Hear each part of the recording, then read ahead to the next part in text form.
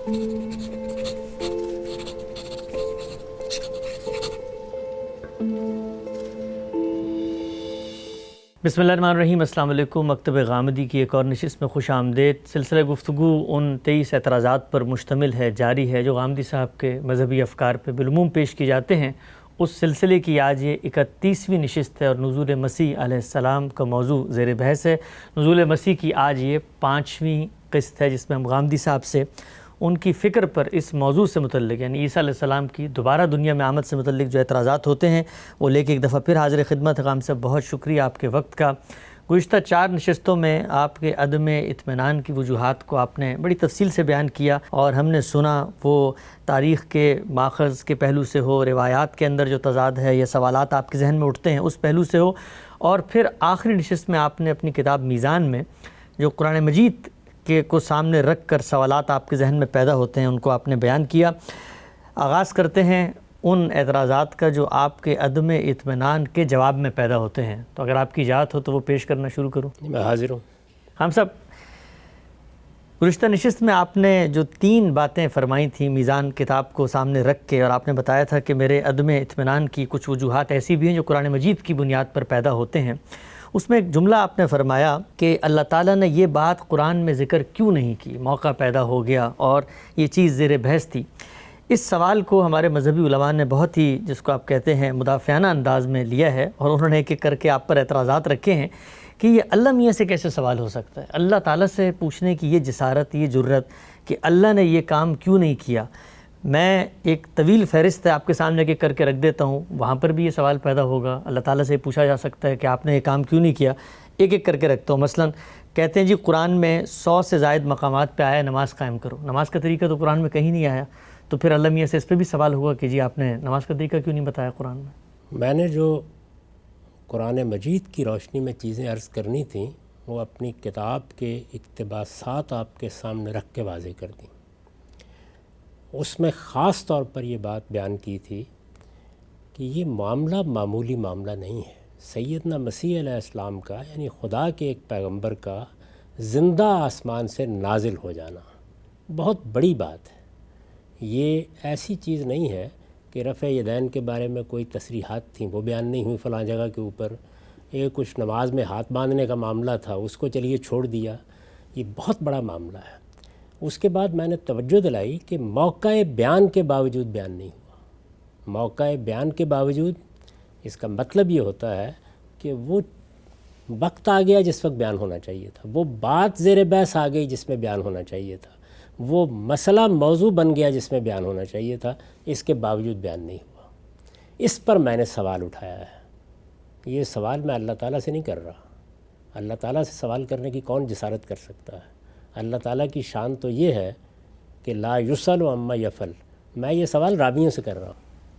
अच्छा, कुरान मजीद मेरे पास अल्लाह ताला के कलाम की हैसियत से बग़ैर किसी शुबे के पहुँच गया है। जब कुरान को मैं खोलता हूँ तो मैं इस इत्मीनान के साथ खोलता हूँ कि मैं अल्लाह की किताब खोल कर पढ़ रहा हूँ। जब मैं रिसालत मआब सल्लल्लाहु अलैहि वसल्लम की सुन्नत पर गुफ्तगू करता हूँ तो इस इत्मीनान के साथ करता हूँ कि मुसलमानों ने इसको नस्लन बाद नस्लन अपने इजमा और तवातुर से मुंतकिल किया है। ठीक, जिस तरह कुरान मुझे मिला है उसी तरह सुन्नत मुझे मिल गई है। यहाँ मैं रावियों से सवाल कर रहा हूँ। ये इंसान है, इन्होंने रिसालत मआब सल्लल्लाहु अलैहि वसल्लम की निस्बत से कुछ बातें बयान कर दी हैं। इनसे पूछ रहा हूँ कि आपकी बातों पर ये सवालात पैदा होते हैं। ये तुरफ़ा तमाशा है कि ये ऐसे गोया तस्वीर खींची जाती है कि जब हम किसी रावी से सवाल कर रहे हैं तो रिसालत मआब सामने खड़े हैं। रिसालत मआब सल्लल्लाहु अलैहि वसल्लम कोई बात बयान कर रहे हों और मैं उसके मुकाबिल में सवाल करने की जसारत करूं, उस पर एतराज़ करने की जसारत करूं, आपसे पूछूं, ये कैसे हो सकता है। इसका मतलब तो ये है कि मैंने पैगंबर की हैसियत से माना ही नहीं है उनको। तो जब मैं अल्लाह के पैगंबर की हैसियत से उनको मानूंगा तो उनकी ज़ुबान फैज़ तर्जुमान से जो बात निकलेगी उसमें तो आपका ये तकाज़ा बिल्कुल ठीक है कि मैं हर चीज़ ख़त्म कर दूंगा और सरेंडर कर दूंगा, सरे तस्लीम खम। अल्लाह की बात मेरे सामने आ गई, वहाँ भी यही सूरत हाल होगी। यहाँ सूरत हाल क्या है, रावी हजरात हैं, मेरी और आपकी तरह के इंसान हैं। वो ये कहते हैं कि मुझे फ़लाँ ने बताया, मुझे फ़लाँ ने बताया, मैंने ये बात रसूलुल्लाह सल्लल्लाहु अलैहि वसल्लम की निस्बत से सुनी है। یہ جو آپ کا سارا محدثین کا کام ہے، یہ کیا رسالت میں آپ صلی اللہ علیہ وسلم پر تنقید ہو رہی ہوتی ہے؟ یہ جو راویوں کے آپ عیوب بیان کر رہے ہوتے ہیں، یہ جو ان کی سیرت اور کردار کو کھنگال رہے ہوتے ہیں، یہ رسول اللہ صلی اللہ علیہ وسلم کے بارے میں یہ کام کر رہے ہوتے ہیں۔ یہ تو صحابہ کے بارے میں بھی نہیں کیا جاتا۔ یعنی صحابہ کرام کے بارے میں بھی محدثین نے یہ اصول قائم کیا کہ ہم ان کے بارے میں یہ باور نہیں کرتے کہ انہوں نے اللہ کے پیغمبر کی طرف کوئی غلط بات نسبت دی ہوگی، یہ باور نہیں کرتے، اس لیے کہ اللہ تعالیٰ نے شہادت دی ہے کہ کنتم خیر امت، صحابہ کرام بہترین جماعت تھے۔ وہ غلطی تو کر سکتے ہیں، لیکن یہ نہیں ہو سکتا کہ وہ کوئی غلط بات جانتے بوجھتے اللہ کے پیغمبر کی نسبت سے بیان کرتے ہیں۔ ان سے جن لوگوں نے باتیں سنی ہیں وہ لوگ ہیں کہ جن کے بارے میں جرا بھی ہوتی ہے، نقد بھی ہوتا ہے، سوالات بھی کیے جاتے ہیں، حکمت بھی پوچھی جاتی ہے، کوئی بات اگر ٹھیک طرح سے مطمئن نہیں کر رہی تو عدم اطمینان کا اظہار بھی کیا جاتا ہے۔ مجھے یہ بتائیے کہ محدثین نے جب یہ اصول قائم کیا کہ جب یہ روایتیں ہمارے سامنے آئیں گی تو اگر یہ اظہر من الشمس بھی ہوں، سورج کی طرح روشن بھی ہوں اپنی سند کے لحاظ سے، اس کے باوجود ہم متن کو دیکھیں گے کہ اس میں کوئی چیز قرآن کے خلاف تو نہیں، سنت کے خلاف تو نہیں، علم و عقل کے مسلمات کے خلاف تو نہیں۔ یہ میں نے خلاصہ کر دیا ان کی بات کا۔ کیوں؟ کیا وجہ ہے؟ کہ اللہ کے پیغمبر کی بات کے بارے میں یہ اعتراضات کیے جائیں گے؟ کیا اللہ تعالیٰ کی کسی بات کے بارے میں یہ سوال ہوگا؟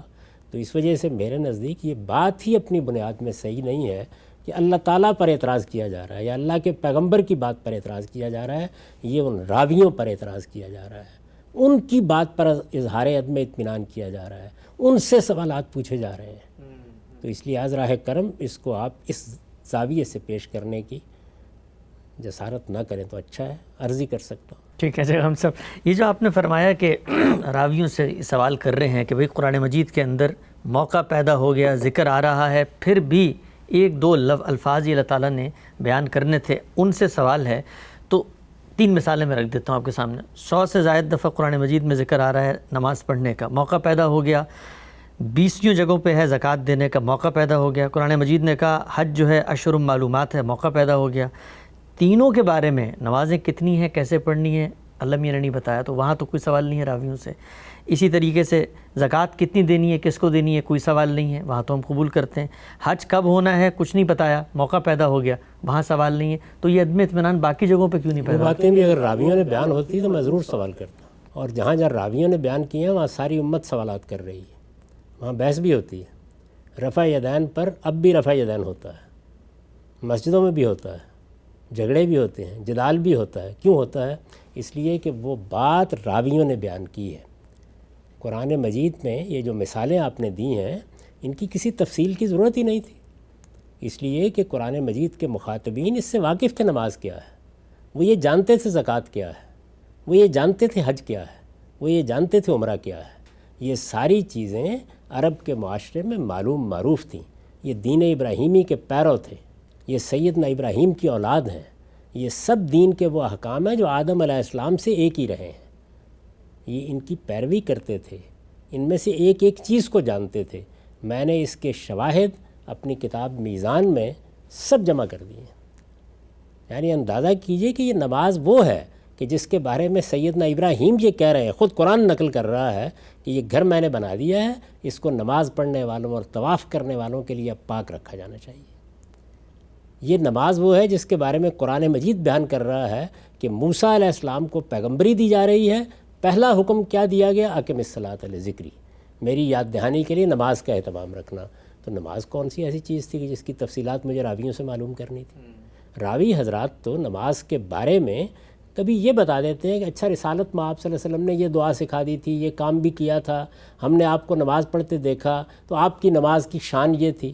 لیکن یہ کہ نماز، روزہ، حج، عمرہ، زکوٰۃ، یہ ساری چیزیں پہلے سے معلوم، معروف، متعین تھیں۔ ان کے لیے ہم کسی راوی سے کچھ نہیں پوچھتے۔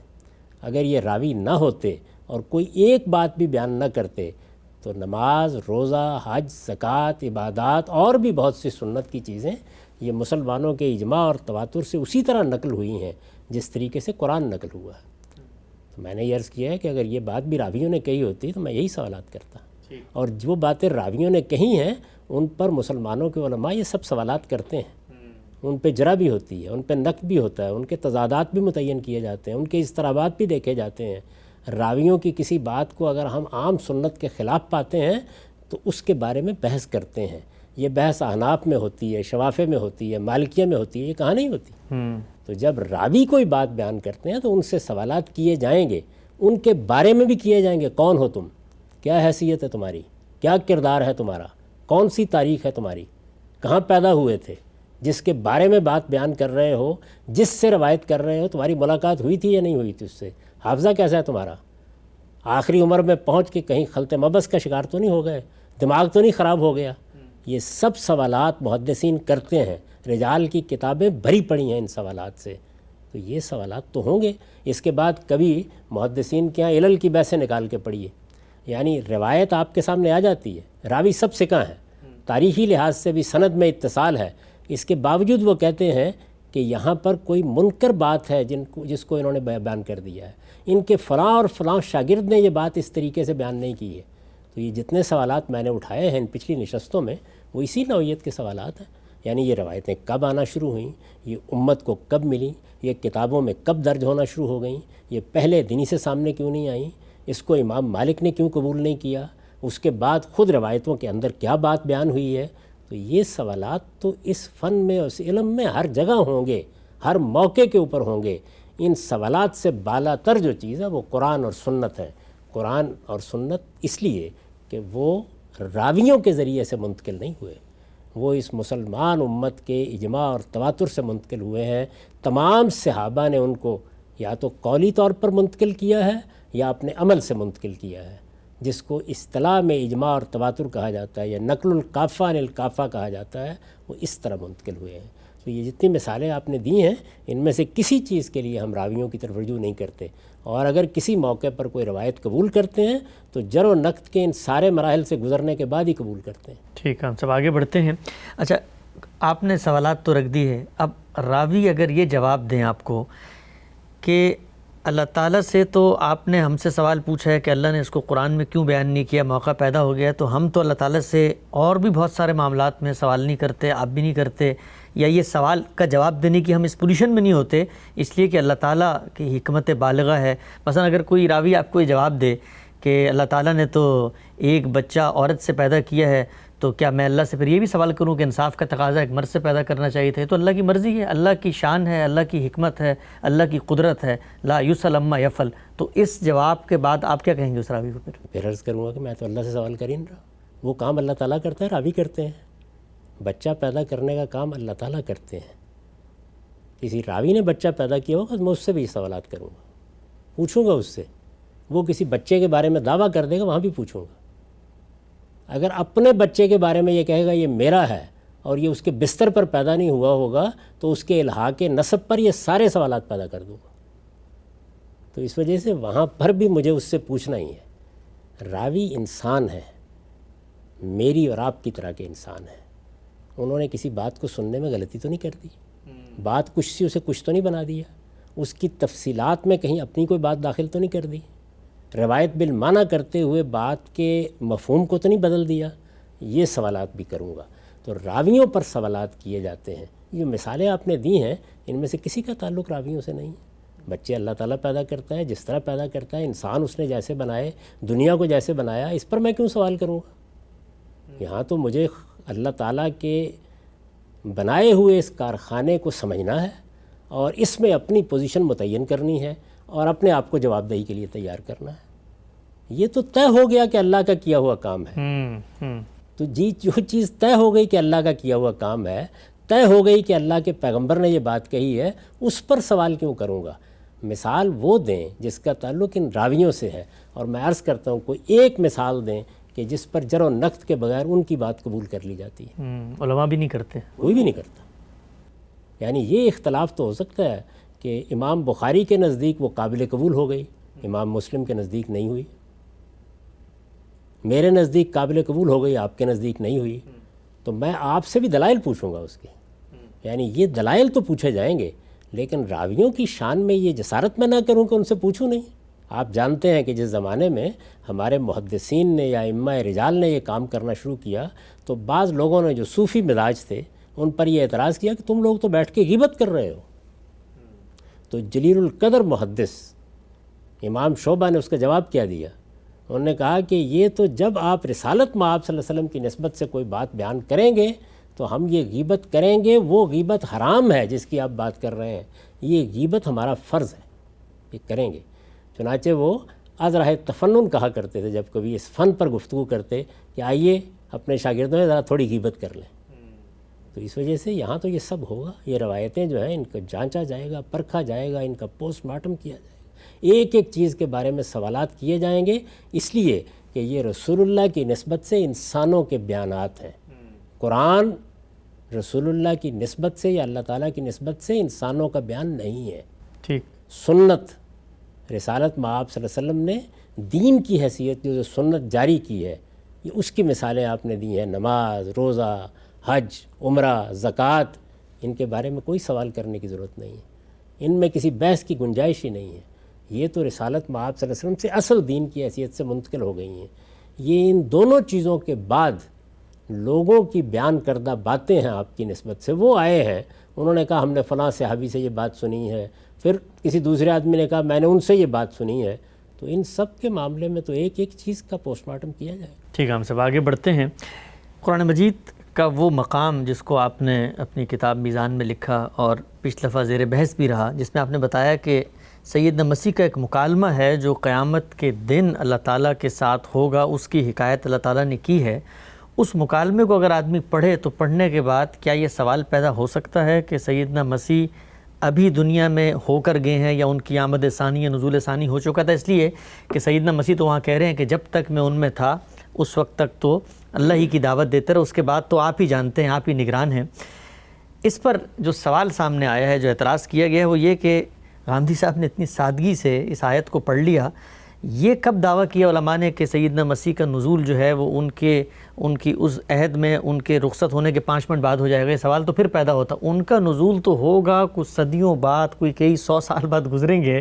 تو جب ان کا نزول ہوا ہے تو اللہ تعالیٰ نے ان لوگوں کے بارے میں تھوڑی پوچھا ہے ان سے جو قیامت میں آپ مکالمہ بتا کے کہتے ہیں کہ ابھی ہو کر آئے تھے تو بتاتے میں تو ابھی ہو کے آیا ہوں.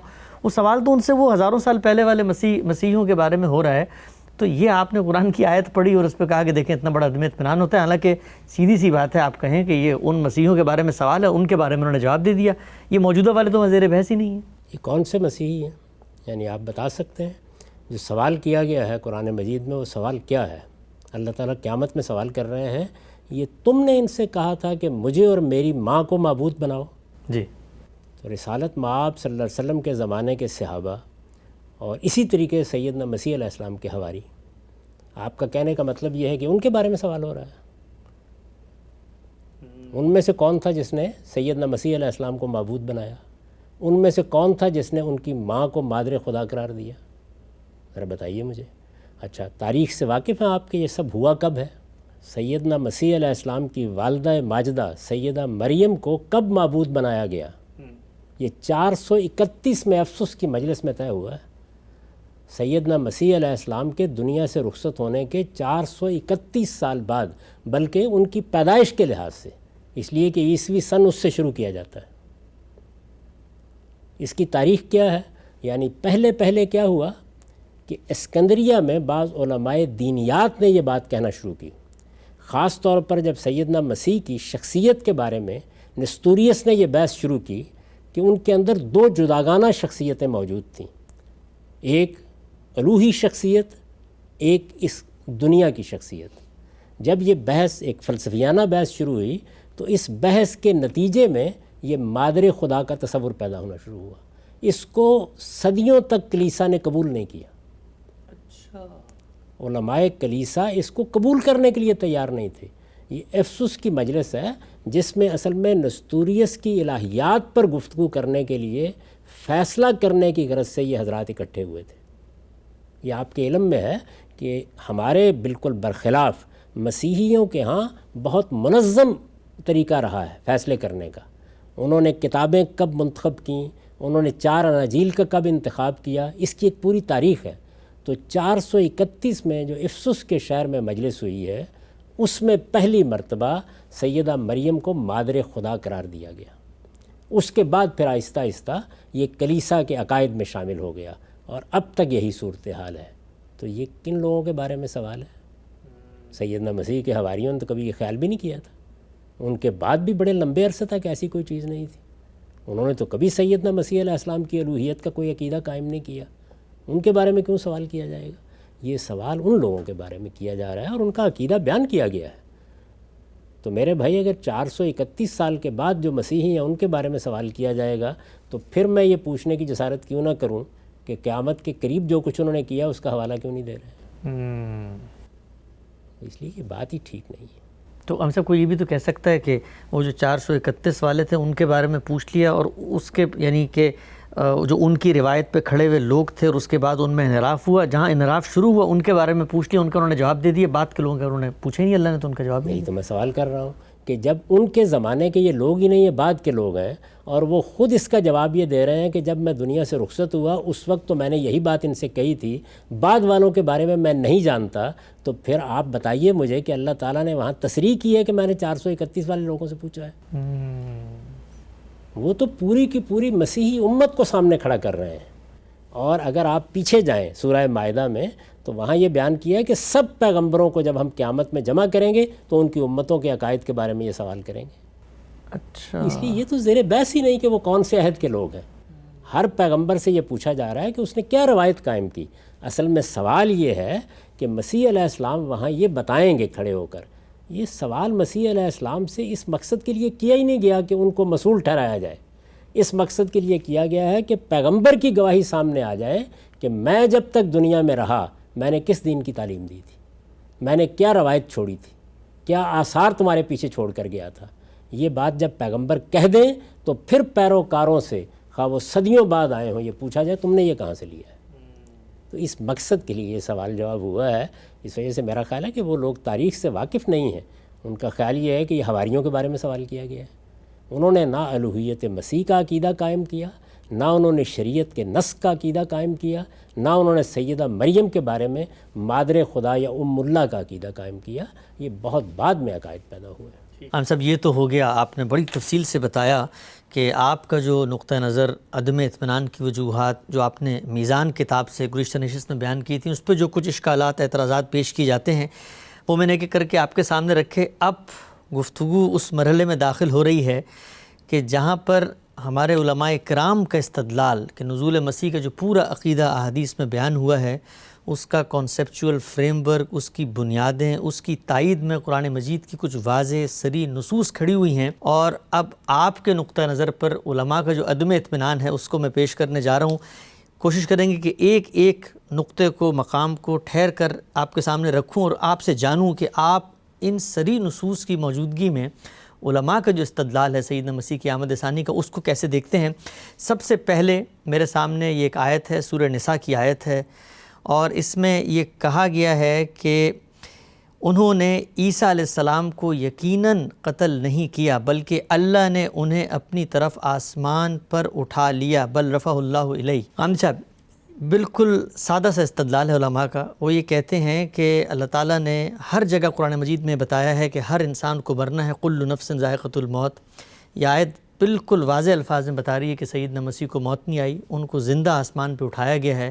اگر وہ زندہ آسمان پہ گئے ہیں تو لازماً ان کو موت آنی ہے، اور موت آنے کے لیے ضروری ہے کہ وہ دوبارہ آئیں، ان کا نزول ہو جیسا کہ روایتوں میں بیان ہوا ہے، اور پھر ان کو موت آئے۔ تو یہ آیت تو بالکل وضاحت سے آپ کے نقطہ نظر کی تردید کر رہی ہے۔ اس میں یہ کہاں کہا گیا ہے کہ وہ زندہ آسمان پر اٹھا لیے گئے؟ نہ اس میں آسمان کی طرف یا آسمان پر اٹھا لینے کے الفاظ ہیں، نہ اس میں زندہ اٹھانے کے الفاظ ہیں۔ یعنی آیت تو یہ ہے کہ بل رفعہ اللہ الیہ، اللہ نے انہیں اپنی طرف اٹھا لیا، الی السماء نہیں ہے، بل رفعہ اللہ الیہ ہے، حیّن بھی نہیں ہے۔ تو نہ زندہ اٹھانے کی تصریح قرآن مجید کر رہا ہے، نہ آسمان پر لے جانے کی تصریح قرآن مجید کر رہا ہے۔ ان میں سے تو کوئی بات بھی قرآن میں بیان نہیں ہوئی۔ قرآن مجید کے الفاظ بہت سادہ، بہت صاف ہے کہ اللہ نے انہیں اپنی جانب اٹھا لیا۔ اچھا، یہ اپنی جانب اٹھا لیا، عربی زبان میں یہ تعبیر اللہ کے کسی بھی معاملے میں اپنی طرف کوئی چیز کرنے کے لیے استعمال ہوتی ہے۔ قرآن مجید میں آپ دیکھ لیجئے کہ سیدنا ابراہیم علیہ السلام جب ہجرت کرتے ہیں، یعنی اللہ کی طرف ہجرت، تو اللہ کی طرف ہجرت کا یہ مطلب نہیں ہے کہ وہ آسمان پر جا رہے ہیں. وہ یہ کہتے ہیں کہ انی ذاہب الی ربی سیہدین، میں اپنے پروردگار کی طرف جا رہا ہوں. جس طریقے سے وہاں ذاہب الی ربی کے الفاظ ہیں، بالکل اسی طریقے سے یہاں رفع اللہ الیہ کے الفاظ ہیں. اچھا، ایک ہی اسلوب ہے، اس میں کوئی فرق نہیں ہے. ایسے ہی مثلا قرآن مجید میں آتا ہے کہ وَمَن یخرج من بیتہ مہاجرا الی اللہ، جو آدمی اپنے گھر سے نکلے گا اللہ کی طرف ہجرت کرتے ہوئے، تو اللہ کی طرف ہجرت کرتے ہوئے اللہ کی راہ میں. اسی طرح اللہ نے اپنی طرف اٹھا لیا. یہ تو ہماری اردو میں بھی تعبیر موجود ہے، اگرچہ عربی زبان میں اس کا مطلب بالکل اور ہے، لیکن یہ اردو میں بھی تعبیر موجود ہے. آپ میرے گھر میں آتے ہیں، مجھ سے پوچھتے ہیں کہ والد صاحب ملاقات نہیں ہوئی، دیکھا نہیں، تو میں کہتا ہوں تو اللہ نے اٹھا لیا، اللہ نے اپنی طرف اٹھا لیا. تو یہ ساری تعبیریں جتنی بھی ہیں وہ یہ کیسے لازم کر دیتی ہیں کہ آسمان پر اٹھا لے جایا گیا یا زندہ اٹھا لیا، ان میں سے کوئی چیز بھی قرآن میں بیان نہیں ہوئی، اور میں یہ عرض کرتا ہوں کہ کسی صحیح حدیث میں بھی بیان نہیں ہوئی. اچھا، قرآن مجید کے الفاظ تک رہیے. اللہ کی کتاب قرآن مجید کو رہنما بنا کر چلنا چاہیے، الفاظ کے دامن کو پکڑ کر آگے بڑھنا چاہیے. تو اس میں کوئی شک نہیں کہ قرآن مجید یہ کہتا ہے کہ جس وقت ان لوگوں نے یہ کوشش کی کہ وہ اللہ کے ایک رسول کو قتل کر دیں، یہ کوشش کی کہ اللہ کے ایک رسول کو صلیب دیں، یہ کوشش کی کہ ان کو صلیب دے کر ان کی تذلیل کریں، تو اللہ نے ان میں سے کوئی چیز نہیں ہونے دی. اگر آپ ان آیات کو پڑھیں اور ان کا زور دیکھیں کہ اللہ تعالیٰ کس وضاحت کے ساتھ یہ بتا رہے ہیں کہ ما قتلوہ وما صلبوہ، انہوں نے ان کو صلیب نہیں دی، انہوں نے ان کو قتل نہیں کیا، ان میں سے کچھ بھی کر نہیں سکے. یہ زور کیوں ہے اتنا غیر معمولی؟ اللہ تعالیٰ کے نبی ہیں جنہیں قتل کیا گیا ہے. رسولوں کے باب میں اللہ تعالیٰ کی سنت یہ ہے کہ وہ ان کو لازماً نجات دیتے ہیں، اور جن لوگوں نے ان کا انکار کیا ہوتا ہے ان کو لازماً سزا دیتے ہیں. ٹھیک. تو یہ چونکہ اللہ تعالیٰ کی دینونت کا ظہور ہوتا ہے، وہ اس کے نمائندے بن کر آتے ہیں، سفیر کی حیثیت سے آتے ہیں، تو اس لیے جب سیدنا مسیح علیہ السلام کے بارے میں یہ دعویٰ کیا گیا کہ ان کو صلیب دے دی گئی، صلیب پر ان کی تذلیل کی گئی، ان کو کانٹوں کا تاج پہنایا گیا، ان کو صلیب خود کندھے پر اٹھا کر لے جانے کے لیے کہا گیا، جب یہ باتیں کہی گئیں تو قرآن مجید نے اس کے کوئی 576-77 سال بعد پوری قوت کے ساتھ اس کی تردید کی اور کہا کہ ما قتلوہ وما صلبوہ، نہ وہ ان کو قتل کر سکے نہ وہ ان کو صلیب دے سکے. کیا ہوا؟ معاملہ ان کے لیے مشتبہ کر دیا گیا، ولیکن شبہ لہم، اور اصل میں کیا چیز ہوئی؟ فرمایا بل رفع اللہ الیہ، اللہ نے انہیں اپنی طرف اٹھا لیا. اب اللہ نے انہیں اپنی طرف اٹھا لیا، ظاہر ہے کہ یہ اجمال ہے، یعنی اس میں تصریح نہیں کی گئی کہ کیا کیا، کیسے اٹھا لیا، یعنی اٹھا لیا کا ایک اجمالی بیان ہے جو کر دیا گیا ہے. ٹھیک. قرآن مجید کی تفسیر کا یہ ایک قطعی اصول ہے کہ جس وقت آپ کسی جگہ دیکھیں کہ ایک بات اجمال میں بیان ہوئی ہے، بہت اختصار سے ایک چیز کو واضح کر دیا گیا ہے، تو اب آپ یہ دیکھتے ہیں کہ کیا یہی اجمال کسی دوسری جگہ تفصیل میں بدلا گیا ہے؟ جو بات یہاں مجملاً کہی گئی ہے، کیا قرآن مجید نے کہیں اس کی وضاحت کی ہے، یہ بتایا ہے؟ تو آپ پھر سورہ آل عمران میں جائیے. سورہ آل عمران میں جب آپ جاتے ہیں تو یہ معلوم ہوتا ہے کہ یہ ان کو اٹھا لینے کا معاملہ کیسے ہوا ہے. اچھا، یعنی اللہ تعالیٰ نے اس سورہ نساء میں جو بات کہی ہے وہ اس سے پہلے سورہ آل عمران میں واضح کر چکے ہیں کہ یہ معاملہ کیسے ہوگا. یعنی پہلے کر چکے ہیں واضح. وہ سورہ آل عمران پہلے نازل ہوئی ہے، یہ بھی درست ہے، مضمون کے لحاظ سے بھی معلوم ہوتا ہے کہ وہ پہلے نازل ہوئی ہے اور نساء بعد میں نازل ہوئی ہے، لیکن بہرحال یہ اجمال ہے جس کی وہ تفصیل ہے. تو صحیح اصول یہ ہوتا ہے کہ جب ایک جگہ ایک بات اجمال سے بیان ہوئی ہے تو آپ جا کے دیکھیں گے کیا دوسری جگہ اس کی تفصیل کی گئی ہے. تو میں وہ تفصیل آپ کے سامنے رکھتا ہوں، اور پھر دیکھیے کہ اس میں رسولوں کے باب میں جو قانون ہے وہ کیسے ملحوظ رہا ہے، اللہ تعالیٰ نے کس طرح اپنی قدرت کا اظہار کیا ہے، کیسے مسیح علیہ السلام کو نجات دی گئی ہے، اور کس طرح سے ان کو وہ بلندی عطا ہوئی ہے جو اللہ ہی اپنے بزرگ برگزیدہ بندوں کو عطا کرتا ہے. تو اس کو دیکھیے، یہ سورہ آل عمران ہے اور سورہ آل عمران کی 55 آیت ہے. یہ آپ کے علم میں ہے کہ سورہ آل عمران میں سیدنا مسیح علیہ السلام کی پیدائش کا معاملہ بیان ہوا ہے، سیدنا مسیح علیہ السلام کی دعوت بیان ہوئی ہے، یہ بیان کیا گیا ہے کہ ان کے حواریوں نے کس طریقے سے ان کی نصرت کا عہد لیا، یہ سب باتیں بیان ہوئی ہیں. ان سب باتوں کو بیان کر دینے کے بعد اللہ تعالیٰ نے فرمایا ہے وَمَكَرُوا وَمَكَرَ اللَّهُ، یہ ہوا، یعنی پوری داستان پیچھے بیان کر دی، یہ ہوا، اور بنی اسرائیل نے اس کے خلاف خفیہ تدبیریں کرنا شروع کی، خفیہ تدبیریں کرنا شروع کی، لفظ مکر استعمال ہوا ہے، وَمَكَرُوا وَمَكَرَ اللَّهُ۔ کیا خفیہ تدبیریں کرنی شروع کی؟ اس پر میں نے نوٹ لکھا ہے، یہ تدبیریں کیا تھیں؟ استاد امام امین احسن اصلاحی نے ان کی وضاحت اس طرح فرمائی ہے، ایک تو انہوں نے آپ پر اور آپ کے ساتھیوں پر اسلاف کی روایات توڑنے اور بزرگوں کی توہین و تحقیر کا الزام لگایا تاکہ عوام کے جذبات ان کے خلاف بھڑکا سکیں، یعنی یہ معاملہ کیسے ہوا۔ دوسرا جال انہوں نے یہ بچھایا کہ اپنے مخصوص آدمی بھیج کر ان سے ایسے سوالات کیے جن کے جوابوں سے ان کے خلاف کفر و ارتداد کے فتوے کا مواد فراہم ہو سکے۔ یہ کام یہود کے فقیہوں اور فریسیوں نے بڑی سرگرمی سے انجام دیا، اور سیدنا مسیح کی تمثیلوں اور تشبیہوں کے اندر سے انہوں نے اپنی دانست میں وہ مواد فراہم کر لیا جس کی بنیاد پر ان کے واجب القتل ہونے کا فتویٰ دیا جا سکے۔ اچھا، یعنی یہ وہ تدابیر ہیں جو ان کی دعوت سے آزردہ ہو کر بنی اسرائیل کے علماء نے کرنی شروع کی۔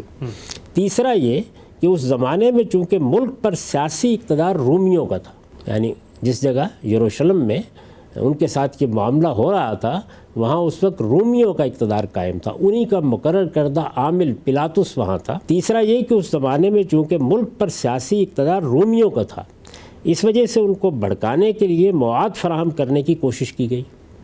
پہلے تو خراج کی ادائیگی سے متعلق سیدنا مسیح علیہ السلام سے سوالات کیے گئے جن سے یہ ثابت ہو سکے کہ یہ شخص لوگوں کو کیسر کو خراج دینے سے روکتا ہے۔ اچھا، یعنی یہ صلیب دینے کی سازش ہوئی کیسے؟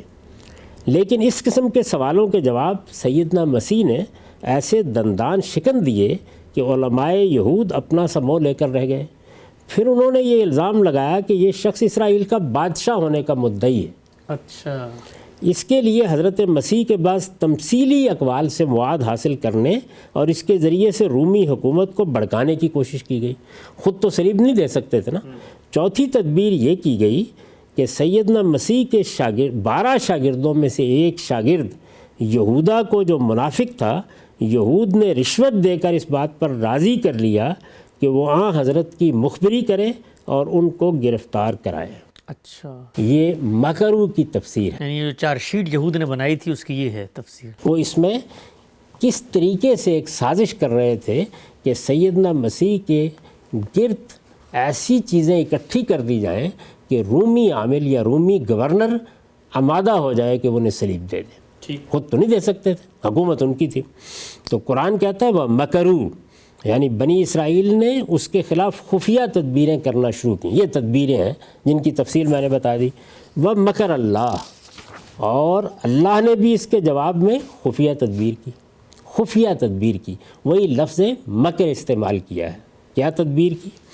فرمایا اور ایسی تدبیروں میں اللہ سب سے بڑھ کر ہے، یعنی اللہ کے مقابلے میں کسی کی تدبیر کیا چل سکتی ہے۔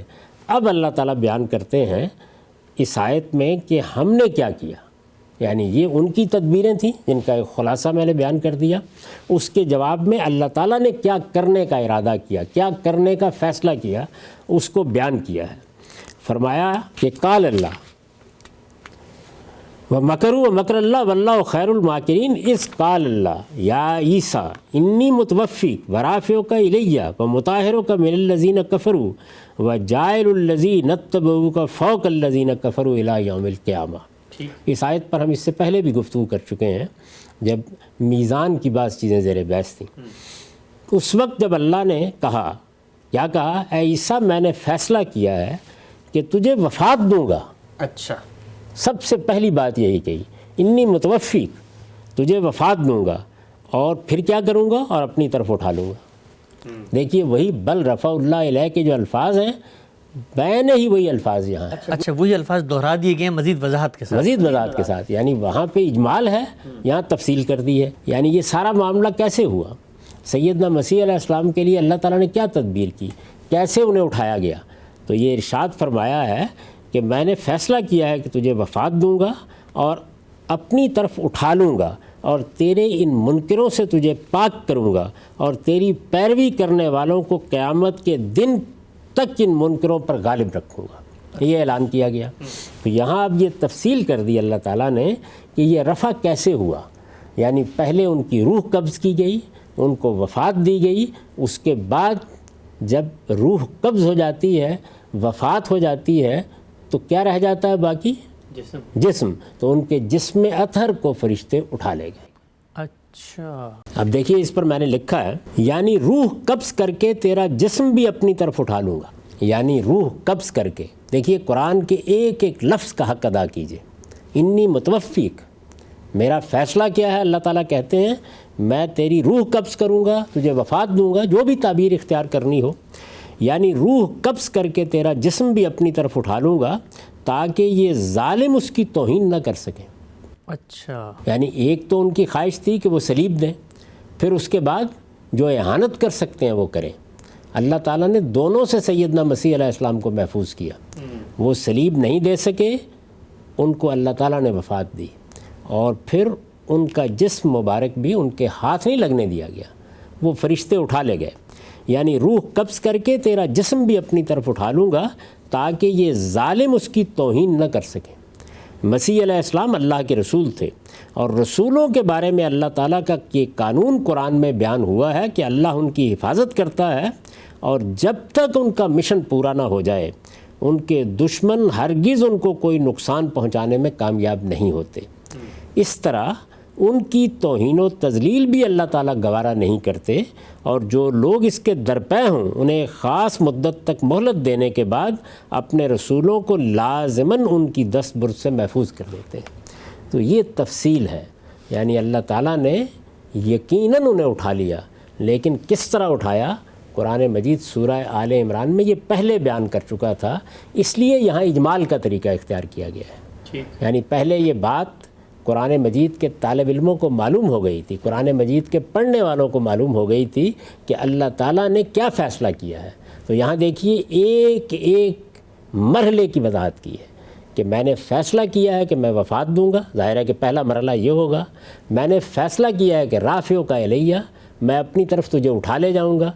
بدیہی بات ہے کہ جب وفات کے بعد یہ تعبیر آئے گی اٹھا لے جاؤں گا، تو اس کا مطلب ہے جسم اطہر کو اٹھا لے جاؤں گا۔ اللہ تعالیٰ کے فرشتے ان کی ناش کو بھی کسی کو ہاتھ نہیں لگانے دیں گے۔ تو انی متوفیک پہلے یہ ہوا، پھر اس کے بعد رافعو کا الیہ، میں تجھے اپنی طرف اٹھا لوں گا۔ پھر کہا وہ مطہرک من الذین کفروا، ان لوگوں نے انکار کر دیا ہے، ان منکروں سے تجھے پاک کر دوں، نجات دوں گا۔ یہ غلاظت کا ڈھیر ہو چکے ہوئے ہیں، اور پھر یہ بات کہی کہ جاعل الذین اتبعوک فوق الذین کفروا الی یوم القیامہ، قیامت کے دن تک تیرے منکروں پر، تیرے ماننے والوں کو، تیری پیروی کرنے والوں کو غلبہ دیے رکھوں گا، بالا دست رکھوں گا۔ تو یہ سیدنا مسیح علیہ السلام کے ساتھ معاملہ ہوا۔ اس میں آسمان پر اٹھانے، زندہ اٹھانے کا کہاں ذکر ہوا ہے؟ قرآن مجید تو اس کے بالکل برخلاف یہ بیان کر رہا ہے کہ انہیں وفات دی گئی، ان کی روح قبض کی گئی، ہاں البتہ ان کا جسم مبارک اٹھا لیا گیا، اور اللہ تعالیٰ نے ان کو محفوظ خزانوں میں پہنچا دیا۔ کہاں پہنچا دیا یہ بیان کرنے کی ضرورت نہیں ہے۔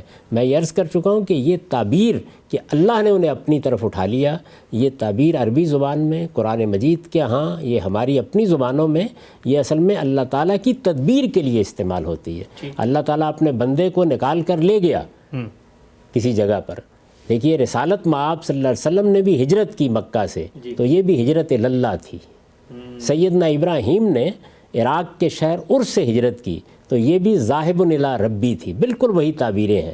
اور ایسے ہی جب اللہ کا ایک بندہ لوگوں کے ستانے کے نتیجے میں اپنا وطن چھوڑ کر نکلتا ہے، تو وہ بھی کیا کرتا ہے؟ مہاجرن الی ربی، مہاجرن الی اللہ، وہ بھی ایسے ہی کرتا ہے۔ تو مہاجرن الی اللہ کا کیا مطلب ہے؟ اللہ کی طرف ہجرت کرنا، اللہ کی راہ میں ہجرت کرنا۔ تو یہاں یہ بتایا گیا ہے کہ اللہ کے فرشتے ان کو اٹھا لے گئے، اور کہاں اٹھا لے گئے اس کی تصریح کی کوئی ضرورت نہیں ہے، وہ اللہ کے ہاں چلے گئے، اللہ کے ہاں پہنچ گئے، لیکن ہوا کس طریقے سے اس کے ایک ایک مرحلے کو قرآن نے خود بیان کیا ہے۔ اس وجہ سے اس میں کسی قیاس آرائی کی کوئی گنجائش نہیں ہے۔ کوئی شخص یہاں یہ نہیں کہہ سکتا کہ وہ اپنی طرف سے السما کے الفاظ داخل کر دے وہ الفاظ یہاں موجود نہیں ہیں، یا اپنی طرف سے حین کے الفاظ داخل کر دے وہ الفاظ یہاں موجود نہیں ہیں۔ قرآن مجید کے الفاظ سے تجاوز کر کے اس کی کوئی تفسیر آپ نہیں کر سکتے، اور یہ کوئی طریقہ نہیں ہے کہ آپ باہر ایک نقطہ نظر قائم کریں اور پھر قرآن مجید میں اس کو لے آئیں۔ قرآن مجید کے الفاظ کا دامن پکڑ کر باہر جائیں اور وہاں جا کر دیکھیں کہ اور کوئی بات اگر بیان ہوئی ہے تو ان الفاظ کے مطابق ہے یا نہیں، تو قرآن مجید نے تو اس میں کوئی کمی نہیں کی، ہر لحاظ سے واضح کر دیا۔ ٹھیک ہے، ہم صاحب آپ نے بڑی تفصیل سے اپنا نقطہ نظر اس پہ بتایا۔ یہ جو بات آپ نے بھی فرمائی کہ یہ جو سورہ نساء 157 مقام ہے کہ اس میں کہا کہ اللہ نے ان کو اٹھا لیا، ہمارے علماء بھی جب سیدنا مسیح کی آمد ثانی کے قرآن مجید سے استدلال کو بیان کرتے ہیں تو اس آیت کے ساتھ ہی سورہ آل عمران کی وہ آیت پڑھتے ہیں جس کا آپ نے یہاں پر حوالہ دیا، لیکن آپ نے گفتگو میں حوالہ دیتے ہوئے جو ترجمہ کیا اس میں متوفیق یعنی توفع کا مطلب جو ہے وہ موت کر دیا۔ تو علماء کا استدلال تو جو اس بارے میں ہے وہ میں انشاءاللہ پیش کرتا ہوں، لیکن سب سے پہلے میں خود آپ کے اپنے استاد، اور یہ میں ان کا حوالہ اس لیے پیش کر رہا ہوں کیونکہ آپ کا ایک اصرار ہے کہ قرآن مجید کو اس کی زبان، بیان، نظم اور جملے کا در و بست، کلام کا سیاق، اس سب کی روشنی میں سمجھنا چاہیے، اور خود آپ نے اپنی تفسیر میں بھی اپنے استاد کے جا بجا حوالے دیے ہیں، تو میں ان کا ہی نقطہ نظر آپ کے سامنے رکھتا ہوں کہ یہ جو آپ نے لفظ کا ترجمہ کیا کہ انی متوفیق، میں تمہیں موت دوں گا، تو اس کے بارے میں ان کا کیا نقطہ نظر ہے؟ 3 باتیں انہوں نے کہی ہیں، چاہوں گا ایک ایک کر کے آپ کے سامنے رکھوں تاکہ آپ اسی وقت اس پہ تبصرہ کریں۔ یہ لکھتے ہیں کہ قرائن جو اس بات کے خلاف ہیں کہ اس کے معنی موت دینے کے لیے لیے جائیں۔ پہلی یہ کہ یہ موقع اللہ تعالیٰ کی طرف سے سیدنا مسیح علیہ السلام اور ان کے ساتھیوں کے لیے بشارت اور وعدہ نصرت کا ہے۔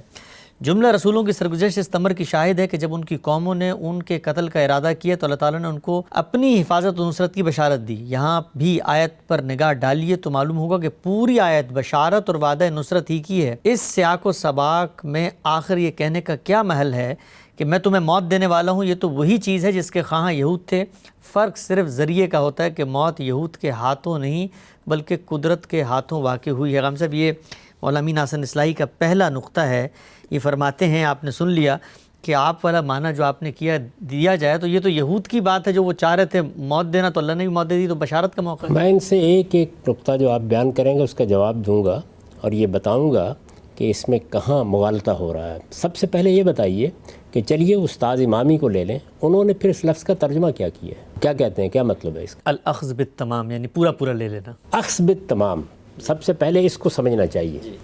یہ عربی زبان کے بارے میں سمجھ لینا چاہیے کہ یہ بہت سے علماء یہ بات کہہ دیتے ہیں کہ اس لفظ کے اصل معنی یہ ہے۔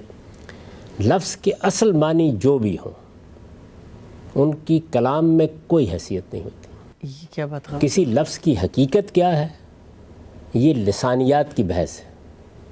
اچھا، یعنی اہل علم لفظ کے استعمالات کو دیکھ کر بعض اوقات یہ بتاتے ہیں کہ اصلاً یہ لفظ یہاں سے اپنے معنی پیدا کر رہا ہے۔ یہ لسانیات کی بحث ہے، فقہ اللغہ کی بحث ہے۔ لفظ کے معنی کیا ہے یہ استعمال طے کرے گا۔ اچھا، تو آپ کو بتانا پڑے گا کہ یہ اخذ بالتمام کے لیے استعمال ہوتا ہے، یعنی اس معنی میں اس کا استعمال اہل عرب کے ہاں ہے، اہل لغت اس کو بیان کرتے ہیں، کلام عرب میں اس کے کوئی شواہد موجود ہیں۔ میں یہاں کے ایک اصول بیان کروں گا آپ، وہ یہ ہے کہ جس وقت آپ عربی زبان میں کسی فعل کو دیکھتے ہیں تو سب سے پہلے یہ دیکھنا چاہیے کہ وہ نسبت کیا ہے جس کے ساتھ وہ معنی دے رہا ہے۔ یعنی یہ نہیں ہوتا کہ آپ نے لفظ کے ایک معنی لے لیے اور جہاں چاہے اس کا اطلاق کر دیا۔ آپ اس کی تمام نسبتوں کو دیکھیں گے، بالعموم 3 نسبتیں ہوتی ہیں، یعنی یا اس کا مفعول کوئی امر بن رہا ہوگا، یا اس کا مفعول کوئی شے بن رہی ہوگی، یا اس کا مفعول انسان بن رہا ہوگا، کوئی جاندار بن رہا ہوگا، رجل کہیے وہ بن رہا ہوگا۔ تو جس وقت فعل آتا ہے تو وہ ان تینوں صورتوں میں الگ الگ معنی میں چلا جاتا ہے۔ یہ اس کے استعمالات ہیں۔ ٹھیک، یعنی کسی فعل کے یا کسی اسم کے معنی اگر آپ جاننا چاہتے ہیں تو آپ کو یہ بتانا پڑے گا کہ اہل عرب اس کو کس مفہوم میں استعمال کرتے ہیں۔ اچھا، تو میں آپ سے عرض کرتا ہوں یہ اقرب المعارض ہے۔ اب یہ دیکھیے کہ یہی فعل ہے، یہ فعل جو توفع ہے جو یہاں استعمال ہوا ہے، اس کو کس طریقے سے انہوں نے واضح کیا ہے۔ آپ جانتے ہیں کہ اقرب المعارض کی کیا حیثیت ہے عربی لغت میں؟ وہ کہتے ہیں توفع حقہ توفیہ اخذہ وافیاً، یعنی اگر حق کیا ہے امر ہے. میں نے عرض کیا نا یا امر ہوگا یا شے ہوگی یا رجل ہوگا, یہ امر ہے. تو وہ کہتے ہیں کہ اگر حق کس کا مفعول بنے گا تو اس کے معنی یہ ہوں گے کہ پورا حق لے لیا. ٹھیک. یہ دیکھیے یہاں اخذ بالتمام ہی کے معنی ہے, لیکن امر کے ساتھ. امر کے ساتھ, یہ فرد کے ساتھ نہیں ہے. مزید مثال دیتے ہیں, وَيُقَالُ تَوَفَّيْتُ مِنْ فُلَانٍ مَا لِيَ إِلَيْهِ, یعنی میں نے فلاں سے وہ سب لے لیا جو میرا اس پر حق بنتا تھا. مزید اس کی وضاحت کی ہے. اس کے بعد کہتے ہیں کہ یہی فعل مدت کے لیے بھی استعمال ہوتا ہے. یعنی توفل مدہ کیا ہے, بلغہا واستقبلہا, مدت کو پہنچ گئے. اب یہ جو مدت کے ساتھ معنی پیدا ہوتے ہیں یہ کسی اور کے ساتھ نہیں ہوں گے. اچھا, آگے مثال دیتے ہیں کہ توفع عدد القوم بھی بولا جاتا ہے کہ عدہم کلہم, سب کے سب قوم کے لوگوں کو شمار کر لیا. وہی پوری کی پوری قوم کو شمار کر لیا. یہ سب معنی ہیں جن میں یہ فعل آتا ہے. اور آخر میں کہتے ہیں کہ توفى اللہ زیدن قبض روحہ. اچھا, رجل کے ساتھ, یعنی جب اللہ اس کا فاعل بنے گا اور انسان اس کا مفعول ہوگا تو اس کے معنی ہوں گے موت دے دی, قبض روحہ. اب ذرا دیکھیے, بل رفع اللہ الیہ, بلکہ اللہ نے اس کو اپنی طرف اٹھا لیا. یہی استعمال ہوا تھا. یہاں دیکھیے, انی متوفیق, فاعل کون ہے؟ اللہ تعالیٰ. کہہ رہے ہیں میں تجھے وفات دینے والا ہوں. اور مفعول کون ہے؟ سیدنا مسیح. یعنی ضمیر خطاب ہے نا, انی متوفیق کا, اس سے کون مراد ہے؟ سیدنا مسیح علیہ السلام. تو عربی زبان میں جس وقت اس فعل کا فاعل اللہ تعالیٰ ہے اور اس کے مفعول کے طور پر کسی انسان کا یا کسی جاندار کا ذکر ہو رہا ہے تو لازماً اس کے معنی یہی ہوں گے. اہل عرب اس کے سوا کسی چیز سے واقف نہیں ہے. اگر اس کے کوئی اور معنی یہاں کرنے کی کوشش کی جائے گی تو یہ احداث فی اللغہ ہوگا, یعنی یہ زبان میں ادب میں ایک بدعت ہوگی. میں آپ سے عرض کرتا ہوں کہ یہ اصل معنی, لفظ کی حقیقت, یہ سب لسانیات کی بحثیں ہوتی ہیں. یہ بتانے کے لیے کی جاتی ہیں کہ لفظ پہ معنی کیسے پیدا ہو رہے ہیں, اہل زبان ان کو کیسے استعمال کر رہے ہیں. اس سے معنی نہیں متعین کیے جایا کرتے. جب آپ معنی متعین کرنا چاہیں گے تو آپ کو لازماً یہ بتانا پڑے گا کہ لفظ کس مفہوم میں استعمال ہوتا ہے. لفظ کی حقیقت جو بھی ہو, یعنی حقیقت میں اگر وہ استعمال ہوتا ہے تو استعمال کی مثال دیں. یہ دیکھیے صاحب اقرب المعارض نے کیا کیا ہے, استعمال کی مثالیں دے کے بتا دیا ہے کہ حق کس کا مفعول بنے گا تو یہ معنی ہوں گے, عدد اس کی مفعول بنے گا تو یہ معنی ہوں گے, المدہ اس کا مفعول بنے گا تو یہ معنی ہوں گے. لیکن اللہ اس کا فاعل ہے اور انسان اس کا مفعول ہے تو پھر اس کا مطلب ہے قبضہ روحہ, اس کی روح قبض کر لی, اس کو وفات دے دی.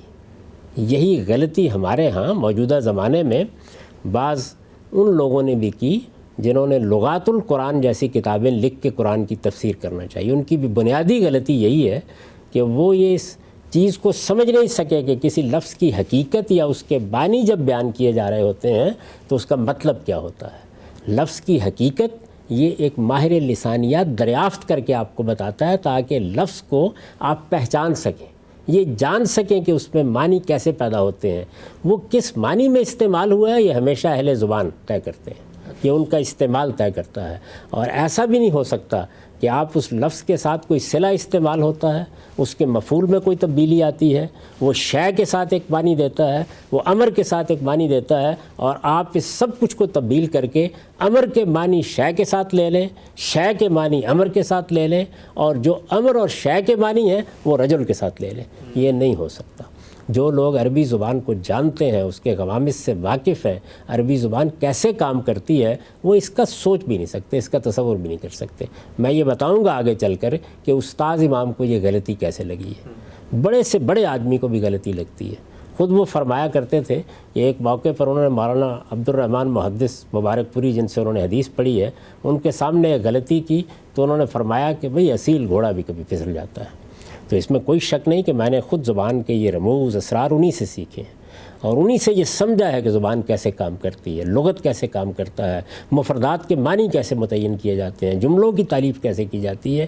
اس وجہ سے انہی کے بتائے ہوئے اصولوں کی روشنی میں یہ نقد کر رہا ہوں کہ یہ لفظ انسانوں کے لیے اخذ بالتمام کے معنی میں استعمال ہی نہیں ہوتا، اس کی کوئی مثال نہیں ہے۔ اب آپ آئیے قرآن مجید میں اور پھر دیکھیے کہ قرآن مجید میں یہ لفظ کتنی مرتبہ استعمال ہوا ہے۔ یعنی یہی لفظ جو اس سورہ آل عمران کے اندر ہے توفع کا، یہ قرآن میں اور بھی جگہ انی متوفی کا میں جو یہ فعل استعمال ہوا ہے توفع کا، یہ قرآن مجید میں 10 جگہوں پر استعمال ہوا ہے۔ اچھا، یہ کوئی اجنبی لفظ نہیں ہے، یہ کوئی نادر لفظ نہیں ہے، یہ کوئی شاذ لفظ نہیں ہے، اور یہ معلوم ہے کہ قرآن مجید کا اپنے بارے میں یہ دعویٰ ہے کہ وہ بلسان عربی مبین نازل ہوا ہے۔ جی، یعنی وہ جب کوئی بات کرتا ہے تو معروف ترین اسالیب اختیار کرتا ہے، معروف الفاظ میں اپنا مدعا ادا کرتا ہے۔ اس نے اس لفظ کو کہاں کہاں استعمال کیا ہے، میں اس کی تفصیلات آپ کے سامنے رکھ دیتا ہوں، اور پھر خود فیصلہ کیجئے کہ قرآن مجید میں اس لفظ کو کسی دوسرے معنی میں لیا جا سکتا ہے۔ ایک ایک سورہ کو دیکھتے جائیے۔ سب سے پہلے سورہ نساء کی آیت 97 ارشاد ہے ان الذین توفاہم الملائکہ ظالمی انفسہم قالوا فیما کنتم، وہ لوگ کہ جن کو فرشتے اس حال میں وفات دیں گے کہ وہ اپنی جانوں پر ظلم ڈھائے ہوئے ہوں گے۔ دیکھ لیجئے، تمام تفسیروں کو نکال کے لے لیں، تمام ترجموں کو نکال کے دیکھ لیں، یہاں اس لفظ کے کوئی اور معنی کسی نے کیے ہیں۔ فرشتے ان کو وفات دیں گے، وہی توفاہم الملائکہ، وہی فعل استعمال ہوا، قالوا فیما کنتم، اور وہ پوچھیں گے ان سے کہ یہ تم کس صورتحال میں رہے۔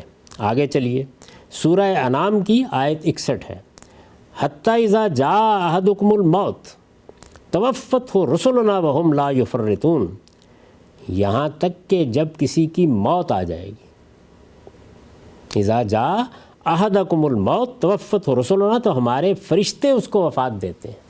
اچھا، اب یہاں دیکھیے کہ اذا جاء احدکم الموت یہ الفاظ ہیں، اور اس کے بعد واضح کر دیا کہ توفتہ رسلنا، جس وقت موت کا وقت آ جاتا ہے، جب موت کی گھڑی آ جاتی ہے تو پھر ہوتا کیا ہے، ہمارے فرشتے اس کو وفات دیتے ہیں، بالکل اسی معنی میں، اور وہ اس میں کوئی کمی نہیں کرتے۔ اچھا، اس کے بعد سورہ محمد میں دیکھیے فَكَيْفَ اِذَا تَوَفَّتْهُمُ الْمَلَائِكَةُ يَضْرِبُونَ وُجُوهَهُمْ وَأَدْبَارَهُمْ، پھر کیا بنے گی اس وقت جس وقت ان کو فرشتے وفات دیں گے ان کے چہروں پر اور ان کی پیٹھ پر مارتے ہوئے۔ اچھا، یہ سورہ محمد تھی، سورہ محمد کی آیت 27۔ اس کے بعد مائدہ میں دیکھیے آیت 117 فَلَمَّا تَوَفَّيْتَنِي كُنْتَ أَنْتَ الرَّقِيبَ عَلَيْهِمْ، یہ مسیح علیہ السلامی کا قول ہے، بالکل وہی فعل انہوں نے استعمال کیا ہے وہاں یہ گفتگو کرتے ہوئے کہ جب اللہ تعالیٰ آپ نے مجھے اٹھا لیا، وہ موقع تھا نا، وہ کہتے جب اللہ تعالیٰ نے مجھے آسمان پر بلا لیا، وہاں وہی فعل استعمال کیا، زندہ بلا لیا۔ ہاں، فَلَمَّا تَوَفَّيْتَنِي، کہ پروردگار جب آپ نے مجھے وفات دے دی، كُنْتَ أَنْتَ الرَّقِيبَ عَلَيْهِمْ، پھر آپ ہی ان پر نگران رہے ہیں۔ سورہ نحل میں دیکھیے، سورہ نحل کی آیت 28 ہے الَّذِينَ تَتَوَفَّاهُمُ الْمَلَائِكَةُ ظَالِمِي أَنفُسِهِمْ، یہ لوگ کہ جن کو ملائکہ فرشتے وفات دیتے ہیں اس حال میں کہ یہ اپنی جانوں پر ظلم ڈائے ہوئے ہوتے ہیں۔ یہاں بھی دیکھیے اسی مفہوم میں الَّذِينَ تَتَوَفَّاهُمُ الْمَلَائِكَةُ الطَّيِّبِينَ يَقُولُونَ سَلَامٌ عَلَيْكُمْ، یہ اسی سورہ نحل کی آیت 32 ہے۔ اس میں کیا کہا ہے، یہ لوگ کہ جن کو فرشتے وفات دیتے ہیں اس طرح کہ وہ ان کے استقبال کے لیے کھڑے ہوتے ہیں، پاکیزہ روحیں، آئیے، خیر مقدم، آپ پر اللہ کی سلامتی ہو۔ سورہ یونس کی آیت 46 میں وَإِمَّا نُرِيَنَّكَ بَعْضَ الَّذِي نَعِدُهُمْ وَنَتَوَفِّيَنَّكَ فَإِلَيْنَا مَرْجِعُهُمْ، یعنی رسالت میں آپ صلی اللہ علیہ وسلم کے بارے میں فرمایا ہے کہ یہ تمہاری قوم کے لوگ اگر انکار کر رہے ہیں تو دو میں سے ایک صورت ہوگی، یا ہم جس عذاب کی ان کو وعید سنا رہے ہیں وہ تمہاری آنکھوں کے سامنے لے آئیں گے۔ وَإِمَّا نُرِيَنَّكَ بَعْضَ الَّذِي نَعِدُهُمْ أَوْ نَتَوَفِّيَنَّكَ، یا تمہیں وفات دیں گے اور اس کے بعد ان سے نمٹیں گے۔ تو یہاں بھی دیکھیے بالکل وفات کے معنی میں استعمال ہوا۔ پھر اس کے بعد سورہ رعد کی 40 آیت ہے، اس میں بھی بالکل وہی مضمون ہے وَإِمَّا نُرِيَنَّكَ بَعْضَ الَّذِي نَعِدُهُمْ أَوْ نَتَوَفِّيَنَّكَ، بالکل وہی الفاظ، وہی بات یہاں بھی رسالت مآب صلی اللہ علیہ وسلم کے معاملے میں دہرائی ہے۔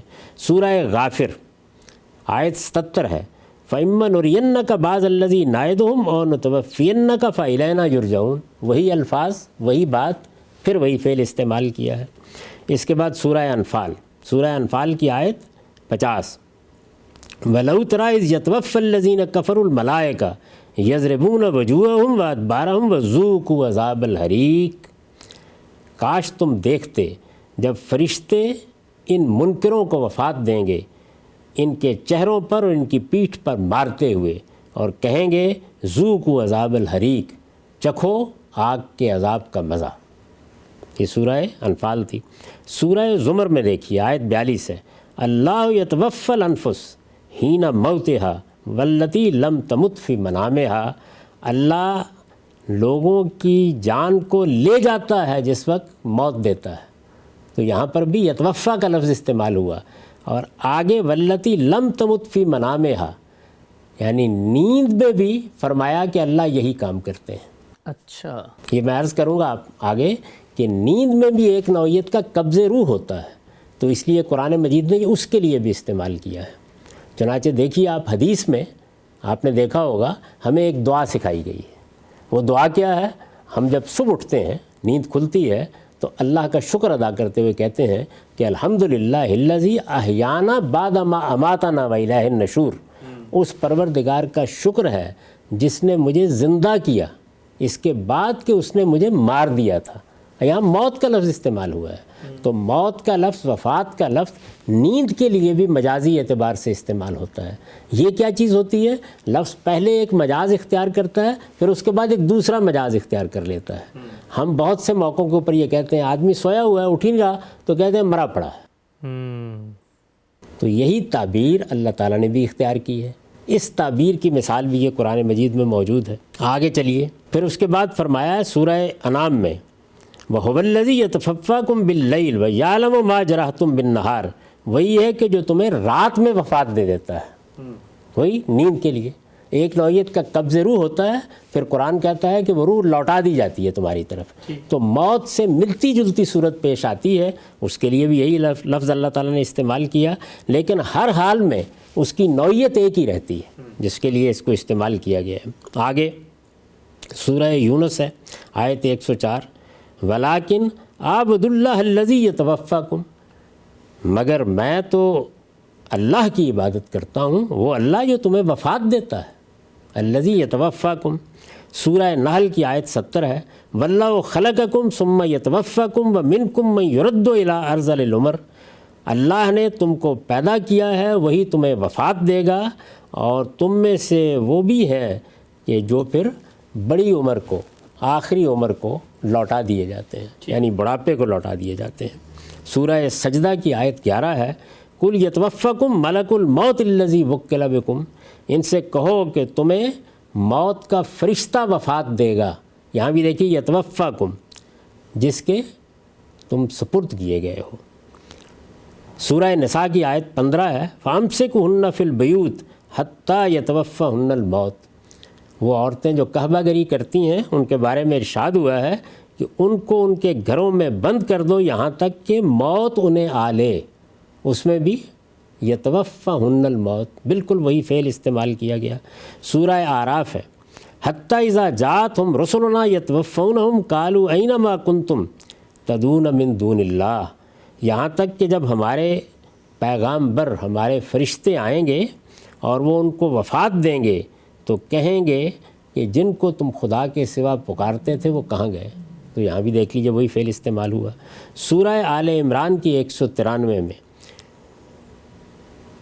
ربنا فاغفر لنا ذنوبنا وکفر عنا سیئاتنا وتوفنا مع الابرار، جی یہ ہم روز پڑھتے ہیں دعا، بہت مشہور دعا ہے۔ اس میں بھی دیکھیے یعنی صالحین کے ساتھ ہمیں وفات دینا۔ اعراف میں ہے 126 آیت، ربنا افرغ علینا صبرا وتوفنا مسلمین، پروردگار ہم پر صبر کا فیضان اڑیل دے اور ہمیں وفات دے اس حال میں کہ ہم مسلمان ہوں۔ سورہ یوسف میں ہے، توفنی مسلمن والحقنی بالصالحین، پروردگار مجھے مسلمان کی حیثیت سے موت دے اور صالحین کے ساتھ ملا دے۔ سورہ حج میں ہے، وَمِنْكُمْ مَنْ يُتَوَفَّى مِنْكُمْ مَنْ يُتَوَفَّى وَمِنْكُمْ مَنْ يُرَدُّ إِلَىٰ أَرْذَلِ الْعُمُرِ، تم میں وہ بھی ہیں کہ جن کو وفات دی جاتی ہے اور وہ بھی ہیں کہ جو بڑھاپے کی عمر کو لوٹا دیے جاتے ہیں۔ سورہ غافر میں ہے، وَمِنْكُمْ مَنْ يُتَوَفَّى من قبل ولتبلغوا اجلا مسمى ولعلکم تعقلون، بالکل دیکھیے اسی مفہوم میں تم میں سے کچھ وہ ہیں کہ جن کو وفات دی جاتی ہے۔ عورتوں کی وفات، ان کے بیوہ ہو جانے کے مسائل قرآن مجید میں زیر بحث آئے ہیں، خاص طور پر اگر ان کے شوہر دنیا سے رخصت ہو جائیں تو دیکھیے وہاں سورہ بقرہ میں بالکل یہی لفظ استعمال ہوا ہے، والذین یتوفون منکم ویذرون ازواجا، وہ لوگ جو تم میں سے وفات پا جائیں اور اپنے پیچھے اپنی بیویاں چھوڑ جائیں، یتربصن بانفسہن اربعۃ اشہر وعشرہ، یہ قرآن مجید میں اس فعل کے استعمالات ہیں۔ پیسیوں کی تعداد میں یہ ایک نہیں ہے، دو نہیں ہے، تین نہیں ہے، چار نہیں ہے، ہر جگہ یہ لفظ اسی مفہوم میں استعمال ہوا ہے، موت دینا۔ اس کا ایک مجازی استعمال البتہ نیند کے لیے بھی ہو جاتا ہے، اور قرآن مجید میں دو مقامات پر یہ اس مفہوم میں بھی استعمال ہوا ہے، اس لیے کہ اس میں بھی قبض روح کا معاملہ ہوتا ہے۔ اس لفظ کی حقیقت یہ ہے، تو سوال یہ ہے کہ عربی زبان کا اتنا عام لفظ، اتنا معروف لفظ، ہر شخص اس کو استعمال کر رہا ہے۔ آپ وفیات کی کوئی کتاب اٹھا لیں، ہر جگہ استعمال ہوگا۔ آپ کہتے ہیں فلاں بڑے آدمی تھے المتوفا، اس کے بعد آپ سن بتا رہے ہوتے ہیں کس میں، توفیہ فلان، اسی لفظ سے آپ اس کا ذکر کر رہے ہوتے ہیں۔ آپ کی اردو میں بھی یہ لفظ استعمال ہوتا ہے، وفات دے دی۔ تو عربی زبان میں، آپ کی زبان میں ہر جگہ اس لفظ کا یہی مفہوم ہے، اس میں استعمال ہوگا۔ لیکن اس میں کوئی شبہ نہیں ہے کہ جس وقت اس لفظ کا مفعول تبدیل ہو جائے گا، اب البتہ دوسرے معنی اس میں پیدا ہو جاتے ہیں۔ وہ میں نے سب کے سب آپ کے سامنے اقرب الموارد کے حوالے سے رکھ دیے ہیں۔ لیکن ضروری ہے کہ وہ مفعول یا کوئی چیز ہو یا وہ کوئی امر ہو، کوئی معاملہ ہو، انسان اس کا مفعول ہوگا، اللہ اس کا فاعل ہوگا۔ ایک ہی معنی ہے قبض روحہ، اللہ نے اس کی روح کو قبض کر لیا۔ تو عربی زبان اس کی بالکل اجازت نہیں دیتی کہ یہاں آپ اس کو کسی دوسرے مفہوم میں لیں۔ اب میں ان تمام اعتراضات کا جواب دینے کے لیے حاضر ہوں جو استاد امام نے سامنے رکھے۔ ٹھیک ہے صاحب، ان پر آنے سے پہلے ایک چیز کی مزید ذرا وضاحت فرما دیجیے گا۔ آپ نے فرمایا قرآن مجید نے دو جگہ پر نیند کے لیے بھی اس کا استعمال کیا، تو اگر ہم وہ استعمال یہاں پر داخل کر لیں، کیونکہ وہاں پر بھی بندہ ہی، رجل ہی سے فعل متعلق ہو رہا ہے، بندے ہی کو توفیٰ کا لفظ استعمال ہو رہا ہے، اور کرنے والا فاعل اللہ ہے، مفعول بندہ ہے، اور وہاں نیند کا مفہوم ہے، تو کیا معنی ہے کہ یہاں پر وہ معنی نہیں لیا جا سکتا؟ یعنی نیند کا مفہوم یہاں کیوں نہیں لیا جا سکتا؟ اس لیے کہ دونوں جگہ قرینہ ہونا چاہیے۔ جب ایک لفظ استعمال ہونا شروع ہو جاتا ہے ایک مفہوم میں، تو اگر آپ اس کو کسی دوسرے مفہوم کی طرف پھیرنا چاہتے ہیں تو آپ قرینہ لاتے ہیں۔ دونوں جگہ دیکھیے، ایک جگہ یہ ہے فی منامہا، اچھا، وہ الفاظ آ گئے ہیں، وہ بتا رہے ہیں یعنی اللہ جن کو ان کی نیند میں وفات دیتا ہے۔